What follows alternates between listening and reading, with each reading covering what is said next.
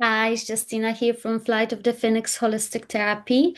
Today I wanted to record a video around anger suppression, and also a little bit about my story in corporate, and a cycle of burnout and overgiving and too much responsibility. So, yeah, I think the best is start from the beginning. I want to tell you how I kind of build up my career um, in corporate. I must say, I wanted to record this video yesterday, but I felt really heavy. I started writing about it, thinking about it, recalling kind of bad memories, and I was just breaking down in tears and still processing. I feel like I'm grieving the I'm going through the grieving process after leaving corporate. I think that's what's happening here. It's been a huge part of my life. I think I had my first corporate job when I was 23. So it's yeah, I done a lot of things there, and it meant a lot to me. And also, I want to talk about the relationship I had with it, and how my childhood trauma impacted my environment as well, or how I behaved in my new environment. So, if you've been following me so far, you would know that I am from Poland and I have moved to London when I was 21, and I didn't have a much of a plan. But through my kind of childhood conditioning, I knew I wanted um, to have a good job. And a good job in those days, and how I was conditioned, was considered to be corporate, in office, stable. Back in those days, people would work for the same company for entire lives. I think it's still the case in some places. People don't flip-flop that easily. They build loyalty to the company. And I thought that that was the right thing for me as well. So obviously when I arrived in London, I didn't start it from corporate. I started from bar work, even though, I had degree, but that didn't matter in England because my degree was Polish. And really, my degree was in English language, in history and literature. And I was just like, I don't want to be a teacher. Not that there is anything wrong with it. I just didn't want to be a teacher. I don't think I was a teacher material. Funny that, because now I'm teaching, preaching, and guiding. But yeah, I didn't feel the school was the place for me. I'm not exactly school material. So yeah. Mm, So my options were coffee shops or bars, and I think that's what Polish people were seen as anyway in England, as a hardworking individuals who uh, basically take those jobs that I guess other people don't want to do. I think yeah, that we in England we were mostly builders, cleaners, barmaids, coffee shop staff. So. Um, Obviously, not, I'm generalizing here. I shouldn't be saying that. I'm sure there are people who came straight away to good jobs, but that wasn't my story and my perspective. And I'm not saying, oh, I done it again. I just said as if bar or coffee shop was not a good job. This is still conditioning I'm working on. It's a belief that was very deeply instilled in me by my um, childhood conditioning, that some jobs are less than others, which of course is it's not true, and I know that, and that I disagree with it. But at that time, I knew I can't stay in a bar, so I was quite keen to progress. And I was quite lucky. I got job in a car rental place. A friend from a bar um, introduced me. I got interviewed and I worked there. which gave me ability to get experience of a receptionist or customer service agent, I guess. It was a hard job. They were 12-hour shifts. There was a lot of blaming, shaming, and pointing fingers, and very small pay. And even one time, client was the customer that was renting a car was feeling sorry for me because what are you doing here? Like, you don't belong here, or something like that. And again, not there was something wrong with this job, but it was hard. Facing a lot of clients that were yelling and, weren't happy with things. Customer service is a hard job, and yeah, you have to be very patient, very polite. And I just wasn't. It wasn't kind of me. Of course, I was patient, trying to be patient and polite, but it wasn't me. Um, so yeah, I left there and I got a job in corporate as a receptionist.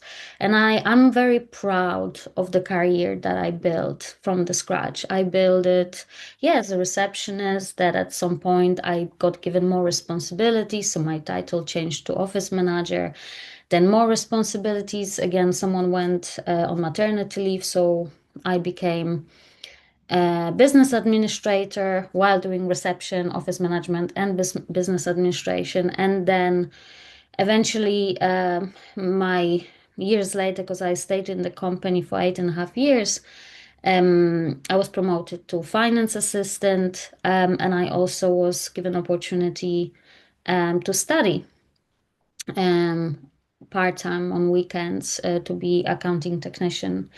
And that was something I was given by my company. So yeah, that definitely built loyalty, and I was getting pay rises, and I where they pay rises I would English person would get, probably not. English person probably wouldn't do that many jobs either. But that's where I want to talk about my trauma and maybe what I was thinking was right thing to do.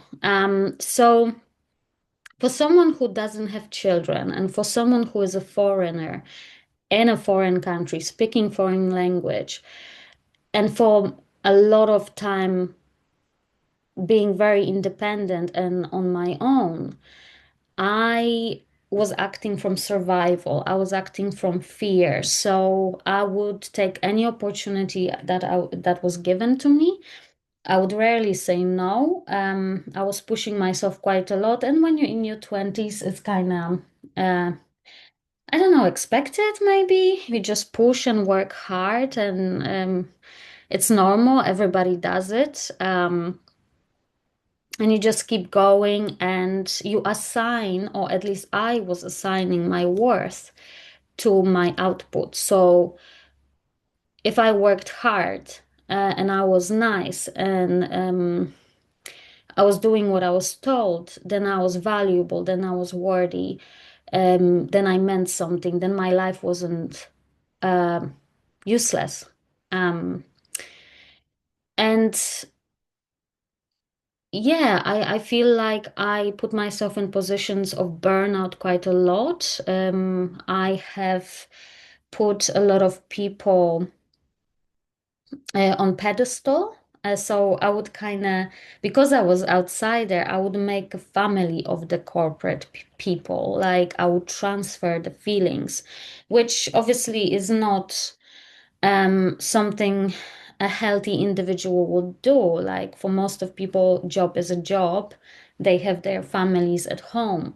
But I didn't have family at home. There were periods of times when I was very lonely and very alone and had just myself. So my colleagues at works would be my brothers and sisters, my um, bosses would be my parents, and I would choose those leaders that were inspiring and that worked hard um, and that I admired to be this um, parent figures and people who are in charge of my life, as if I gave them my own power. Um, I would do anything to please them. Um, and any negative word would be very badly received by me. I would chastise myself, criticize myself, being ashamed of myself. Um, yeah, I even if it, it was nothing personal or it was like um, rarely happening. Because yeah, I yesterday I recalled many memories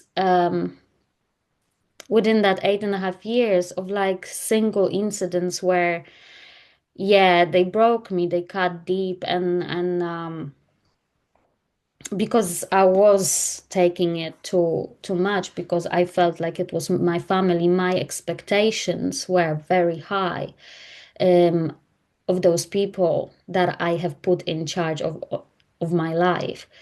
Um, and that's how my trauma was presenting itself. It was showing up. When I was leaving to London, I thought I'm leaving behind all the pain, but I really took it with me. I didn't process it. I just escaped. I still think it was the best choice of my life, but I came back to my old patterns. I resonated with people that were familiar energetically to what I knew. And sometimes that meant I was around wrong people um, that wanted to hurt me, take from me. And I didn't really have boundaries because, again, like I said previously, I was acting from fear. I wasn't acting from confidence, healthy love, and support. I didn't have that stuff. I had fear and survival, and I needed to make it. I needed to for people to like me, to need me, to want me, because that meant I belong and I survive and I live. Whew. That was a little bit emotional there for a second for me.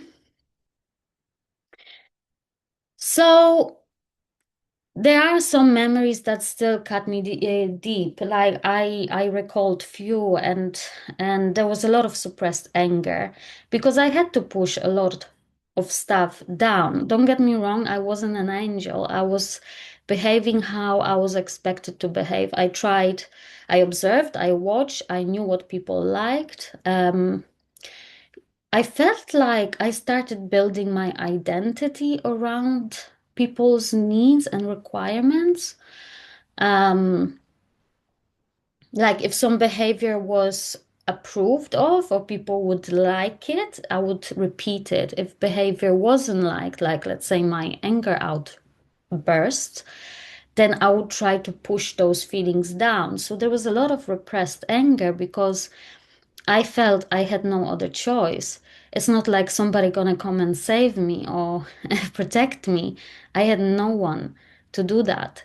Um, and I think a lot of people didn't realize that there was a period of my life when I was in London, specifically after I left abusive relationship, where I was just lost. I was completely without filter, without boundaries. I just was going with the flow, whatever people wanted me to do or be. I was just tired. I feel by the age of 28, I just didn't see the point. It was such a exhausting um, life already with all the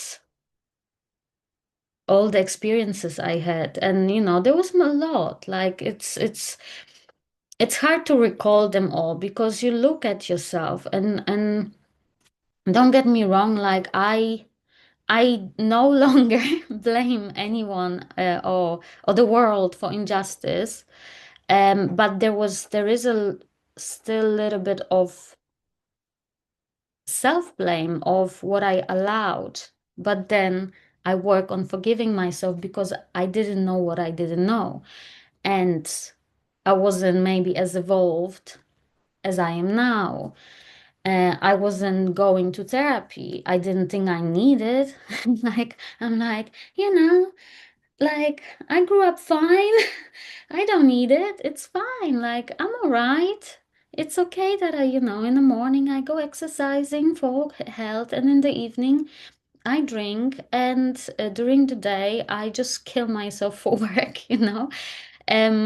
But it's something it was a rhythm I followed. That was the only thing I knew, that felt familiar and safe. And in my view, I was successful in my career. And anytime I would join later on um, other companies or startup or whatever, I would be praised because I was working hard, because I was learning fast. I adapted quickly. Um, I observed what people needed, wanted. I made myself indispensable. I would learn as much as I can outside of my role so I don't have to need or ask for anything. It's exhausting. It's total burnout. You push yourself to the point that like I wouldn't even get up off the seat, because from this seat I was working as well. And you just wouldn't want to go to toilet even, because you would think like, no, because I'm there, I'm finishing it. You would just stop yourself, because it's a conditioning I acquired. This is how I spend my last 20 years. I build my entire identity around it. My last role as operations team leader, running a team, that was the proudest moment of my life, that I got that role, because I don't have paper or qualifications for it. Every single job I done was because I learned it. I worked through it, and that is a skill that I'm very grateful for, and that I know is not wasted, because now I can apply it in my business. But hmm, where I was going with it. But I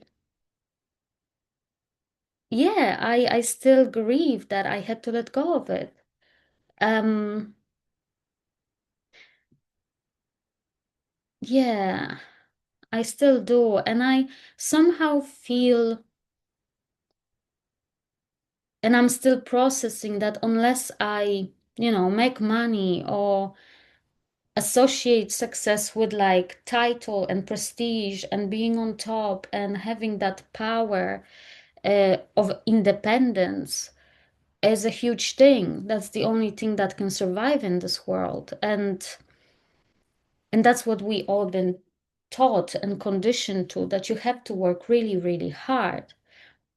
But then you look, and there are some people out there that making millions for saying something weird or whatever on online. And you know yeah, I mean, they are like, most of people have skills. Like it takes a skill to post on social media and create videos. Trust me, it's not easy sometimes, but you have to learn all those systems and things.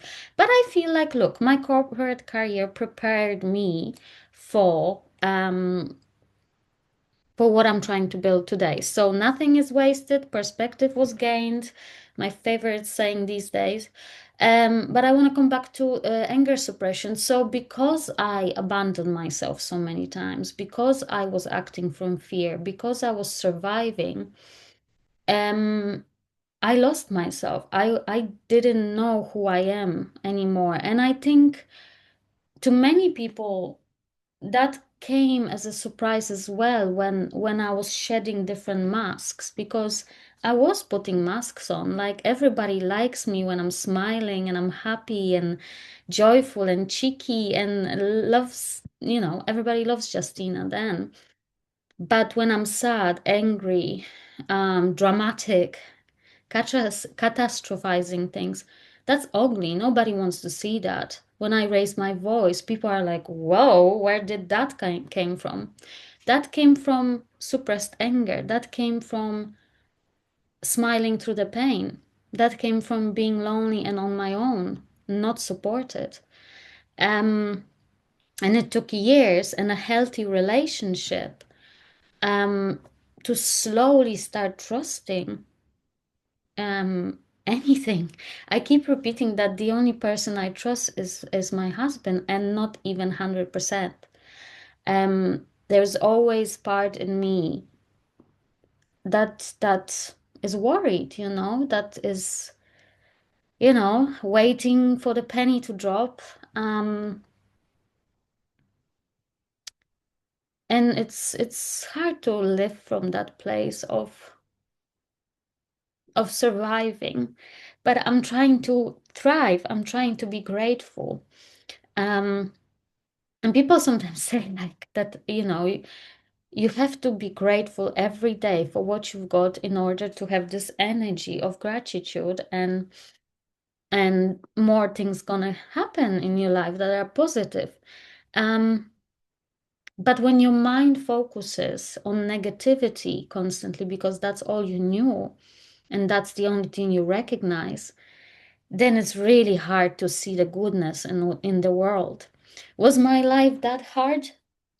Probably not. Probably there are people out there who had worse. Um, but your brain is conditioned to see the bad things. If you focus on the blue car, you're not gonna see the red one, or other way around. It's normal. And I guess that is the focus is important. It is um when I'm healing, when I'm meditating, I connect to the healthy version of myself, and I remember and recall all the friendships, all the fun parts of my life, all the laughs and giggles and amazing experiences. But when I'm down, it's just flashes of memories um, that that are like they happened yesterday. Like I can sometimes wake up with a memory of something that my boss once said, and cry about it because that's what my body remembers, that stress, and how far I let someone to have impact on me, because we give people power of our own reaction. Yeah, if I'm saying it right. So basically, you know, it is in our power to decide how we're going to react to situation. Um, but we let people's words hurt us, um, or cause us pain, even after decades it happened. Um, it builds resentment. It builds a lot of anger. And I had a lot of anger, and I still have. It's still there, suppressed, and sometimes it comes out. But I identified this. I have gone to therapy. I'm going to therapy, and I'm using different modalities to kind of release that emotion from my body and use it in a positive way. I use it to change my life, to have the life I want. So with all the experiences that I had in my corporate, I want to say that I decided who to give power to. I have decided to not have boundaries. Um, I have lived and chose from fear and survival, but I built something beautiful. I built some skills, and met people that let me live outside of the box. because I never could be put in a box. Um, and I don't need titles or papers for it, like nobody can take my experience and knowledge I've got. But if I could give myself advice back in the day to my 20-year-old self, would be I wished I meditated more. I wish I spent more time on um, connecting with people on more personal level and not just surface. Yeah, because like meditation is free, and meditating allows you to build awareness and be present. In 20s, I was not present. I was just running. I was going from next to the next to the next. How far I need to jump, how high I need to go, other way around. High, yeah. Anyway, you know what I mean. Um, and and I just didn't have time to even connect with myself. Yeah, I was going on walks. I remember I used to walk in London quite a lot. I would go for like 8K walks, in a city. I loved it.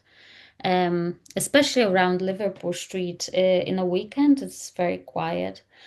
And just watching the architecture and building and just being on my own, listening to music and walking. And that was good meditation. But I felt like, well, I should have done it earlier. Because my choices would then be more informed, I would be more aware. I wouldn't just react to energies and cling to anything that was given to me. Because I feel like any kindness was seen by me as if like, oh my God, thank you so much for seeing me and giving me this opportunity to be liked. I feel um I feel like I didn't deserve wrong. I felt unworthy. Therefore, the only thing I was drawing to myself was confirmation that I am unworthy. I wasn't respecting myself. I wasn't loving myself. I didn't have any boundaries. I was just surviving. Um,